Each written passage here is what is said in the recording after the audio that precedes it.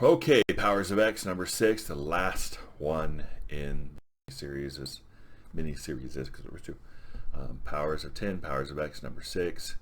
It was fantastic. This has been probably the best X-Men series since the X-Men launched back in the 90s, in my opinion. Let's dive in.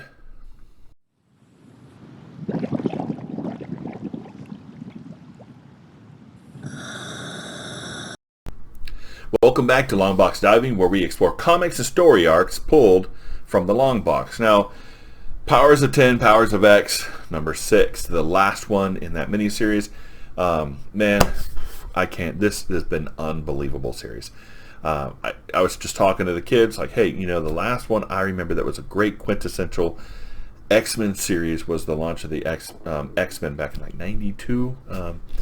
Man, that was fantastic. The new X-Men was okay. There's some, the Omega Onslaught thing was okay, but this has been one of the since the Fall of Mutants, since the X-Men Fall of Mutants, Inferno. This is probably one of the quintessential X-Men story arcs for resetting the way the world works with the X-Men has been fantastic. And this is going to be one of those. It's going to be in the long boxes with a lot of people, and they're going to read this thing over and over and over again.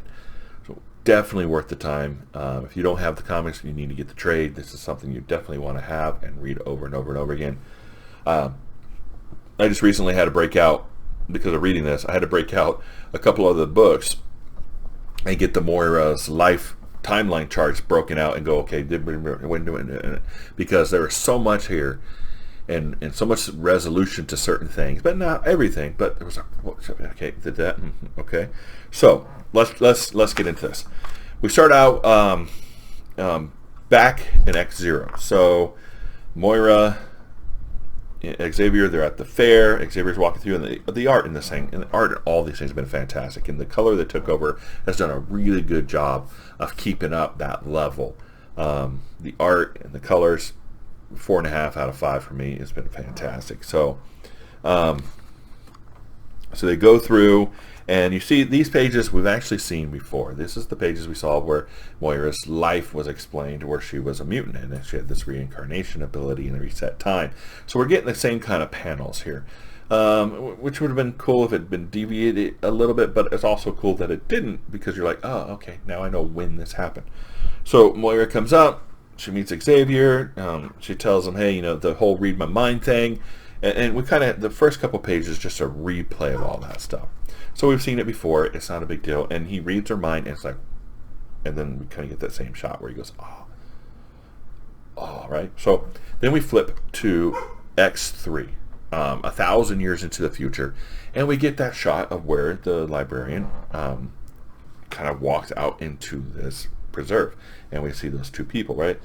Well, as he's walking out, some guy jumps in him, right? Something jumps at him, and the motion here is fantastic in the art. Which is, you see them blurring through, and he's just like boop, and then boom, takes care of it. Because I think faster than you. Before you even decided to do this thing, I had already figured out all the countermeasures to take care of the problem. So we see, he had done. It's like before you even attacked, I was able to do, I was able to decide all the countermeasures. I knew exactly how to take care of this problem. My brain's faster than you. I move faster than you. I'm stronger than you. The whole 9 yards. And we come to find out that this is like a game preserve, really. I mean, he's keeping mutants along with animals, etc., locked up in this preserve. And, we have this great conversation between Wolverine. And we see Wolverine comes out of the dark. So we see the first person that he's seen before in those panels is Wolverine. And Wolverine comes out, and he's like, hey, these people want to know what it is to be free. And the librarian's like, well, they don't even know. How can they want something they don't even know exists? So apparently they've been in this preserve for a long, long time. And Wolverine's like, well, I'm telling them, I'm showing them, and just give us some time. We will revolt and we will conquer you. But then the librarian switches to English. It's like, hey, you don't have any more time. Now I think it makes a point here saying, hey, I want to switch to English because I want to make sure there's some nuance here. I want to make sure you understand what I'm saying very clearly. Why he has to have nuance, why he has to switch to English. Maybe he's being monitored. I don't know, but he wants to convey to them something that they need to understand. So he goes, we'll talk about it when we're waiting on somebody. And then Moira comes out, right? And apparently Moira's been living this whole time. And her and Wolverine actually share a blood type. So he's able to give her his blood. And that's helped her live for 1,000 years in this environment.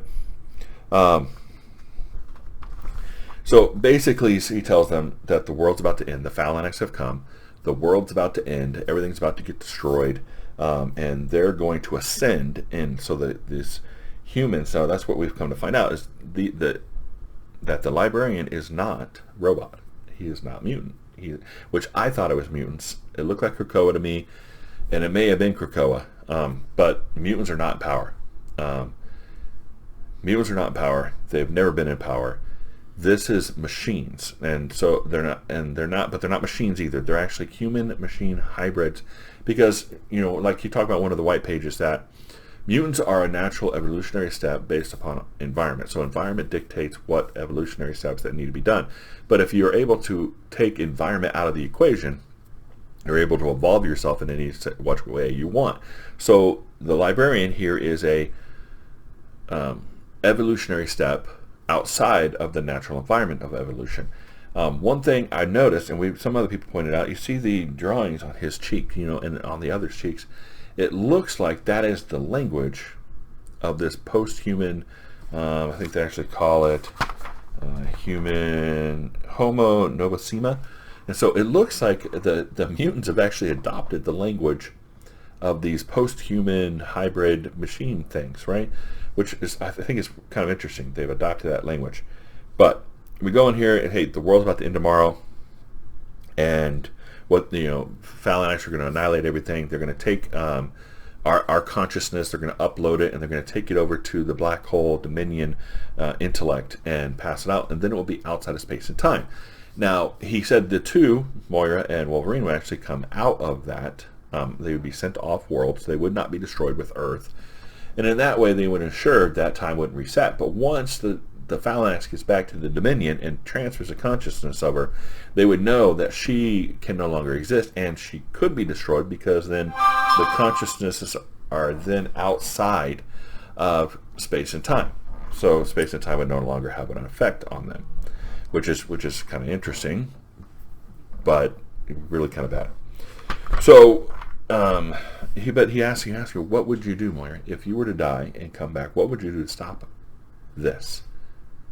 We used Sentinels to delay. We used, years, and we used Nimrod to delay, decades. What are you going to do to stop this? And she comes to realize, I never saw it.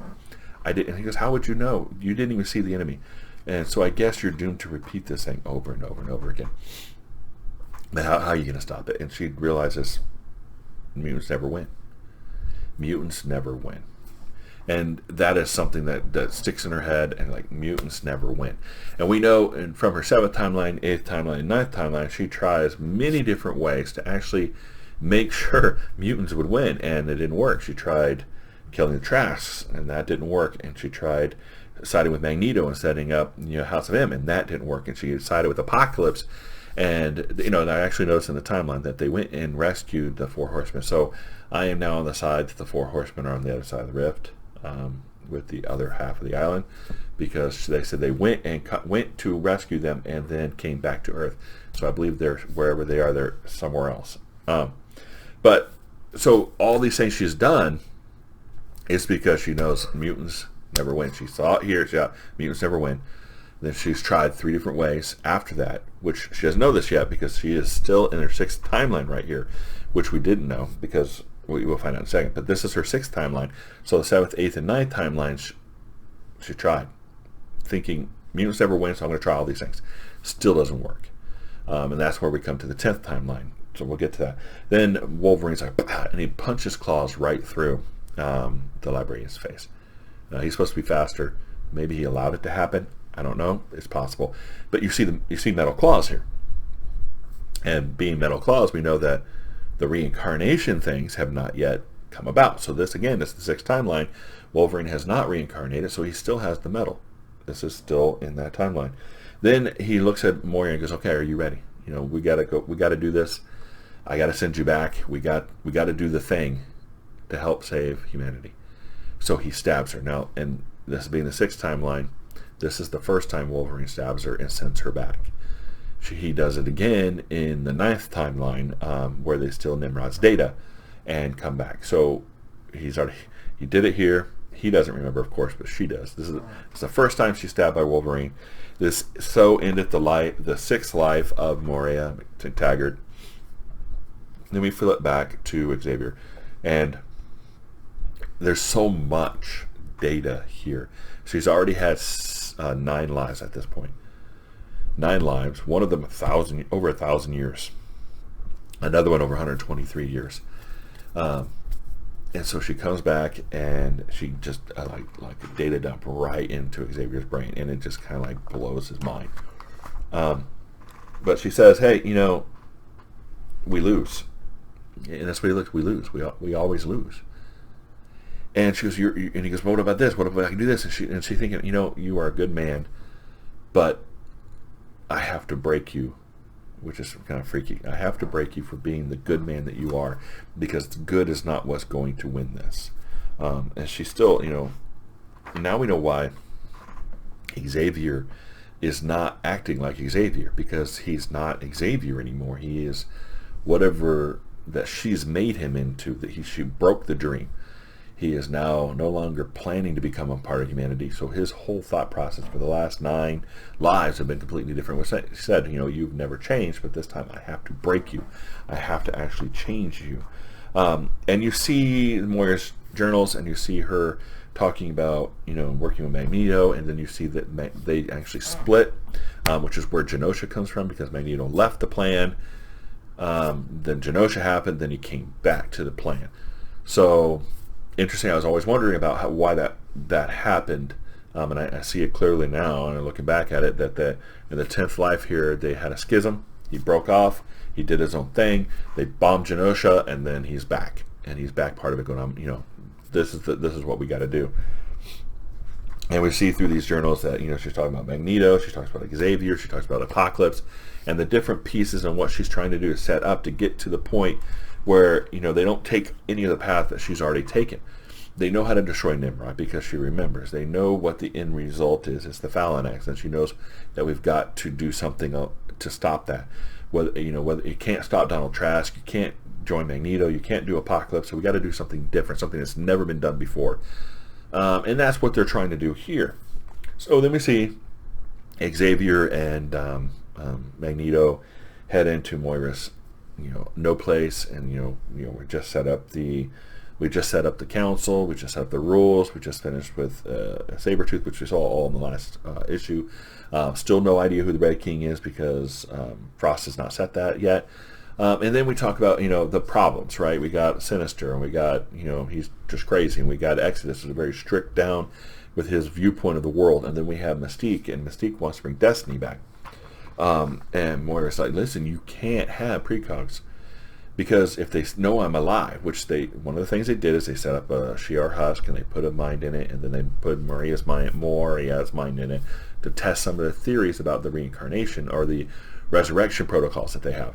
And they killed the husk, and now everybody thinks Moira is dead, but Moira's just hiding of her own free will, but she's hiding down there. But if a precog comes and they see she's alive, if they kill her, time resets, right? So they got to keep her safe.